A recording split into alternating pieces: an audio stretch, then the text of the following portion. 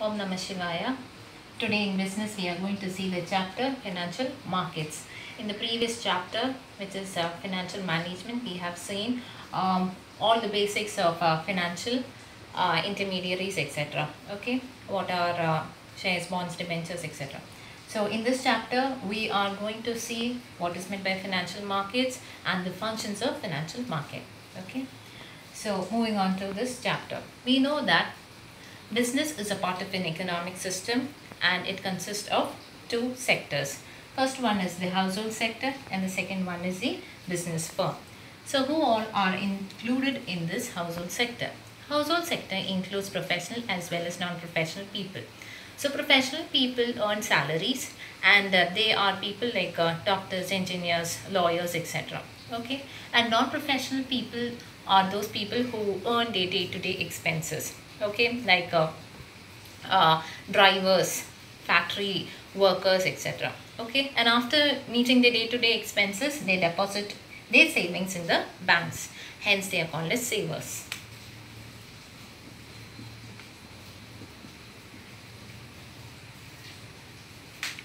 Now, business firms. Business firms include multinational corporations, industries, manufacturing industries, iron ore industries, textile industries, etc.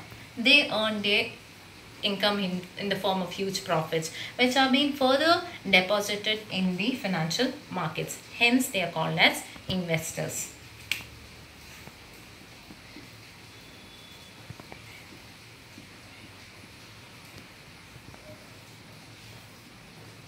Now, the financial market acts as a link between the savers and investors, which help in mobilization of funds or exchange of funds or transfer of funds. Once again, I'll tell you, the financial market acts as a link between the savers and the investors, which help in transfer of funds or mobilization of funds. And this process of mobilization of funds is called as allocation function.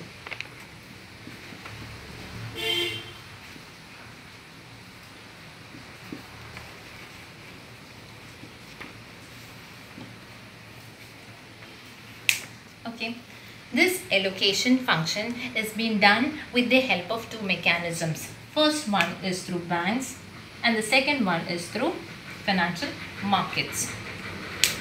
Okay, this allocation function is being done with the help of two mechanisms. First one is through banks and the second one is through financial markets.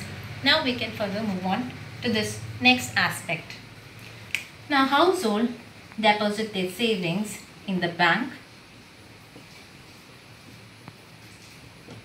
Further, it is being lent to the business firms. Now, households can purchase the shares and debentures or any financial assets of the business firms with the help of financial markets. Okay, households can purchase the financial assets like shares, debentures, bonds of various profit-making business firms. Like for an example, we can take a household or an individual wanting to purchase a share of Infosys company. He can't go directly to the business firm, whereas that person must approach the financial markets to purchase any kind of financial asset. Okay. Now, this whole process is called as financial intermediation. This whole process of allocation of fund. Here the fund is being moved. Okay. This whole process of transferring of fund is called as financial intermediation.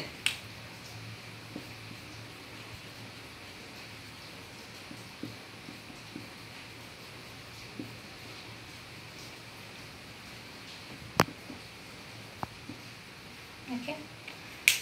So we have seen two terms, that is allocation function and financial intermediation.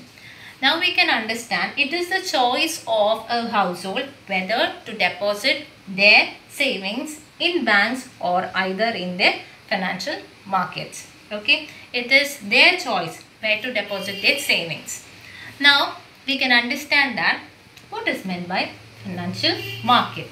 So a financial market is a market where there is creation and exchange of financial asset. A financial market is a market where there is creation and exchange of financial asset. So where does this financial market exist? Financial market exists at any place wherever there is financial transaction taking place. So what are the financial assets? As we have seen earlier in the other chapters, financial assets are shares, bonds, debentures. Okay, and there are various types of shares, bonds and debentures. Okay, now moving on to the next part. Next we can see the functions of the financial market. Okay, moving on to the next topic, that is functions of financial markets. The first function of financial market is mobilize savings and channelize them into most productive use.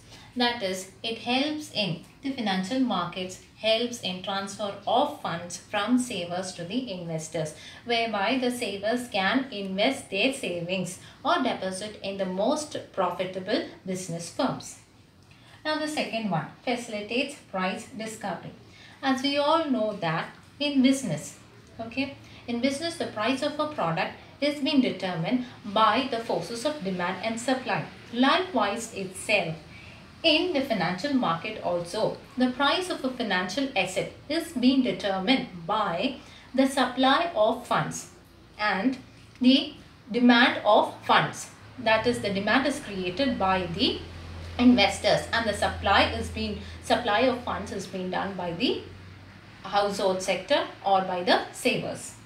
Now moving on to the third aspect, provide liquidity to the financial assets. We know that financial assets are being traded in the financial markets. So it helps in easy and ready availability of purchase and sale of assets. It helps in liquidity of the financial assets. That means easily or readily we can convert the financial assets into cash. Now moving on to the last function of financial market, that is reduce the cost of transaction. In the financial market, when we are trading any kind of securities, it gives complete information about which all type of securities that are being traded in the financial market, okay, to the investors and the savers. It gives complete information about the securities which are being traded in the financial market. By this, it helps to save the time, the effort and money to both the investors as well as the savers.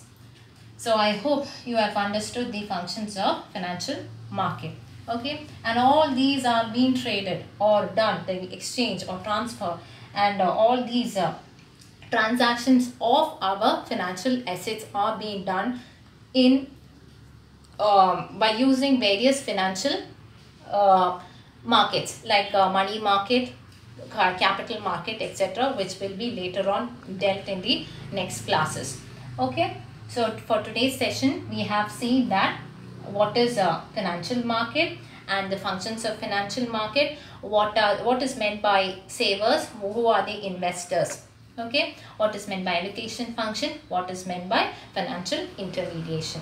Okay, I hope you have understood the class. Om Namah Shivaya and thank you.